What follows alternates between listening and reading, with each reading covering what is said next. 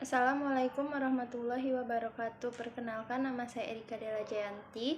Saya dari kelas 2C Tadris Bahasa Indonesia. Di sini saya akan mengulas tentang modus keberadaan karya sastra. Sebelum kita menganalisis strata karya sastra, kita perlu mengajukan sebuah pertanyaan tentang epistemologi yang sulit mengenai modus keberadaan atau situs antologis karya sastra. Untuk menghemat ruangan, kata karya sastra dalam pembicaraan kita sebut juga dengan puisi. Untuk menjawab pertanyaan apa dan di mana puisi atau karya sastra pada umumnya, beberapa pendekatan tradisional menawarkan jawaban, tetapi jawaban itu harus dikritik dan dikesampingkan sebelum kita mencari jawaban sendiri. Jawaban yang paling umum dan tua adalah bahwa puisi merupakan sebuah artefak, sebuah objek yang sama dengan lukisan atau patung. Jadi, karya sastra bisa disamakan dengan garis-garis hitam pada kertas putih atau naskah kuno, atau seperti puisi Babylon, tulisan yang ditata pada batu bata. Kita tahu bahwa selalu ada beberapa kemungkinan cara membaca sebuah puisi. Ada pembacaan yang salah kalau dianggap membuat distorsi terhadap makna puisi. Ada yang kita anggap benar dan dapat diterima, tetapi bukan yang paling ideal. Pembacaan puisi tidak sama dengan puisi itu sendiri, karena kita selalu bisa mengoreksi setiap pembacaan dalam hati.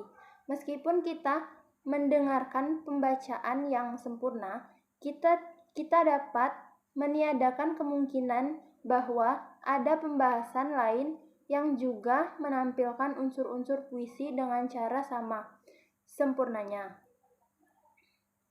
Dengan sendirinya, pembaca yang kurang atau tidak berpengalaman tentu lebih banyak membuat distorsi dan lebih dangkal pemahamannya.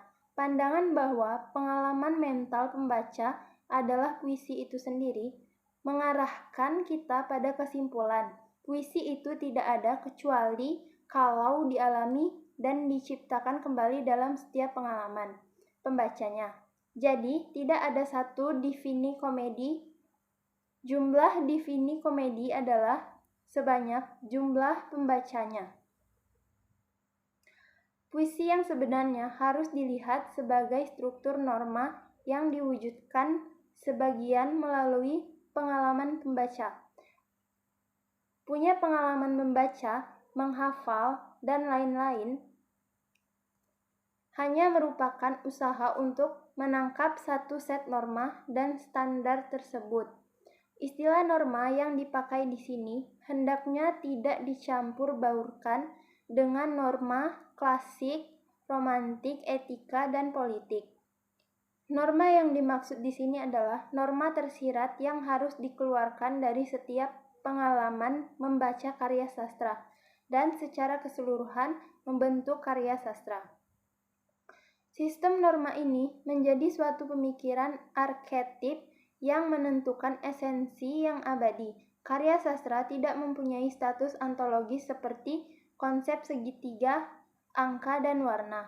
Berbeda dengan konsep-konsep dasar seperti itu, karya sastra adalah sesuatu yang diciptakan pada satu titik waktu, dapat berubah dan musnah. Jadi, karya sastra muncul sebagai objek pengetahuan sui generis yang mempunyai status ontologis, khususnya karya sastra, bukanlah benda nyata seperti patung, mental, psikologi seperti rasa sakit atau penglihatan, atau ideal seperti segitiga. Karya sastra adalah sistem norma. Konsep-konsep itu berada dalam ideologi kolektif dan berubah bersama ideologi tersebut.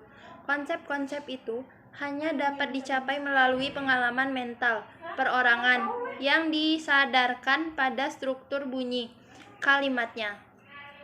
Baiklah, itu saja yang bisa dapat saya sampaikan. Jika ada salah-salah kata, saya mohon maaf. Saya akhiri. Wassalamualaikum warahmatullahi wabarakatuh.